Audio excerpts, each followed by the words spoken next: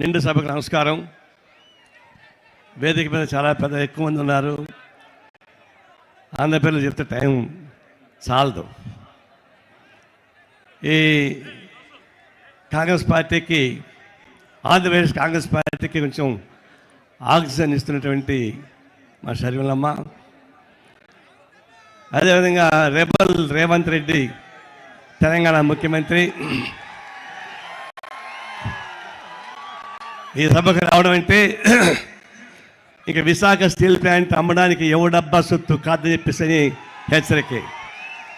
ఎందుకంటే పక్క రాష్ట్రం ఉన్నటువంటి కాంగ్రెస్ పార్టీ ముఖ్యమంత్రి రేవంత్ రెడ్డి, ఇక్కడ షర్మిలమ్మ, సిపిఎం అంతా కలిసి ఈ దేవాలయం లాంటి ఉక్కు ఫ్యాక్టరీ అమ్ముతా ఉంటే చూస్తూ ఊరుకుంటామా?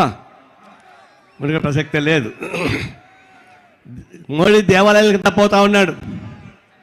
అన్ని దేవాలయాలు అందరిని రానియరు, ఒక వర్గాన్ని రానియరు అక్కడ. కానీ స్టీల్ ప్లాంట్ ఒక పెద్ద దేవాలయం. ఈ దేవాలయంలో అన్ని వర్గాలు, మతాలు, కులాలు మొత్తం పనిచేసే హక్కు ఉంది. కాబట్టి ఈ దేవాలయాన్ని మనం కాపాడుకోవాలి. కాపాడుకోవడానికి కావాల్సిన కృతజ్ఞత ఉండాలి. అందుకే మోడీ దీన్ని దెబ్బతీస్తూ ఉన్నాడు. సముద్రం మొత్తం కూడా అదానికి అప్పగించారట. ముందర ప్రాజెక్ట్ నుంచి మొత్తం కూడా గంజాయి స్మగ్లింగ్ చేసేవాడయా. అదాని అంటే గంజాయి స్మగ్లింగ్ చేసేవాడు. ఆ అదాని గురి ఉంటే మోడీ గారు, ఆయన ముందర నుంచి కార్యకర్త దాకా మొత్తం ఆయనకు అప్పగిస్తూ ఉన్నాడు. దాని తర్వాత స్టీల్ ప్లాంట్ అప్పగిస్తున్నాడు. వాళ్ళు ఫ్యాక్టరీ రన్ చేయడానికి కాదు, దీన్ని మొత్తం అదాని పై చేరుకున్నాక పెద్ద గోడౌన్ కట్టి గంజాయిని గోడౌన్గా పెట్టడానికి ఉపయోగపడే పద్ధతిలో విశాఖ స్టీల్ ప్లాంట్ ఉపయోగించబోతా ఉన్నాడు. ఇది దుర్మార్గం. అట్లాంటి దుర్మార్గుడు కషాయివాడు. కషాయి కూడా అనకూడదు. కషాయివాడు కూడా మేకని కోసేటప్పుడు నమాజ్ చేసుకుంటాడు పాపం. ఏమాత్రం పాపభీతి లేకుండా కోసేవాడు మోడీ. అయితే మోడీకి తందాన్ని పాడేవాళ్ళు మేకలింగాలాగా ఉన్న ఇద్దరు ఉన్నారు ఇక్కడ. ఒక చంద్రబాబు నాయుడు, ఇంకొక పక్కన జగన్మోహన్ రెడ్డి. ఇద్దరు తందాన్ని పాడుతూ ఉన్నారు. తమను పాగుతో నీటంటే తలుపు శక్తితో నీవిట్టంటే అన్నట్టుగా ఈయన తమను పాగుతం అందిస్తూ ఉంటే తెలుగు ప్రజానికానికి గొంతులు కోస్తున్న మోడీ. అందుకని మోడీని సపోర్ట్ చేసి ఇద్దరు కూడా ఓడించాల్సిన అవసరం ఉంది. కానీ రాజకీయంగా వీళ్ళు ఓడిస్తే తప్ప ఈ స్టీల్ ప్లాంట్ని కాపాడుకోవడం సాధ్యం కాదు. అందరం కలిసి పోరాటం సాగించి నిలబెట్టుకుందాం. ఈ ఆంధ్ర రాష్ట్రం రాజకీయాలు మారుద్దాం. దేశం మొత్తం మీద రాజకీయాలు మార్చాల్సిందే.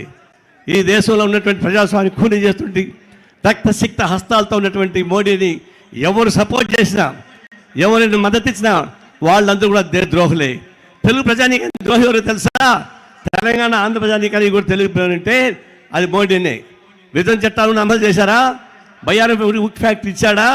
విశాఖ స్టీల్ పోగొడతా ఉన్నాడు. కడప స్టీల్ ఫ్యాక్టరీ ఇచ్చాడా? పోలవరం డబ్బులు ఇచ్చాడా? అమరావతికి ఇచ్చాడా? అంటే విభజన చట్టాలను మొత్తం మోసం చేస్తున్నాడు. తెలుగు ప్రజానీకానికి శత్రువు ఉంటే అది మోడీ తప్ప కానీ కాదు. తెలంగాణ ప్రజానీకాలను తెలుగు ప్రజలు ఉన్నారు, ఇక్కడ తెలుగు ప్రజలు అంటారు, అందరిని మోసం చేస్తూ ఉన్నాడు. అట్లాంటి మోసం చేసేవాడు గోరీ కట్టాల్సిన అవసరం ఉంది. ఆల్రెడీ రేవంత్ రెడ్డి అక్కడ గోరీ కడతా ఉన్నాడు. ఆ గోరీ ఇక్కడ కూడా ఎక్స్టెండ్ చేయించి తప్పనిసరిగా కేంద్రంలో బీజేపీని, ఇక్కడ టీడీపీని, ఇటు వైసీపీని ఓడించాల్సిన అవసరం ఉంది. ఓడించి స్టీల్ ప్లాంట్ కాపాడుకుందాం. ఈ స్టీల్ ప్లాంట్ కాపాడుకోవడానికి ఒకప్పుడు 67 మంది ఎంపీలు రాజీనామా చేశారు. 7 మంది ఎంపీలు రాజీనామా చేశారు. కమ్యూనిస్ట్ పార్టీ నాయకులు అనేక మంది రాజీనామా చేశారు. పోరాటాలు సాగించుకుని దీన్ని నిలబెట్టుకుంటామని చెప్పేసి ఆశిస్తా, నిలబెట్టుకోవడానికి ప్రయత్నం చేస్తా, సెలవు తీసుకుంటా ఉన్నాను. Thank you very much sir. CPM నుంచి రాష్ట్ర కార్యదర్శి శ్రీనివాసరావు గారు రావాలి. మరి వారు రాలేకపోయారు. నరసింహరావు గారు దయచేసి సమయాన్ని దృష్టిలో పెట్టుకుని వారు ఎలక్షన్ కమిషన్ నామ్స్ ప్రకారం ప్రత్యేక ఫ్లైట్లో రాలేదు.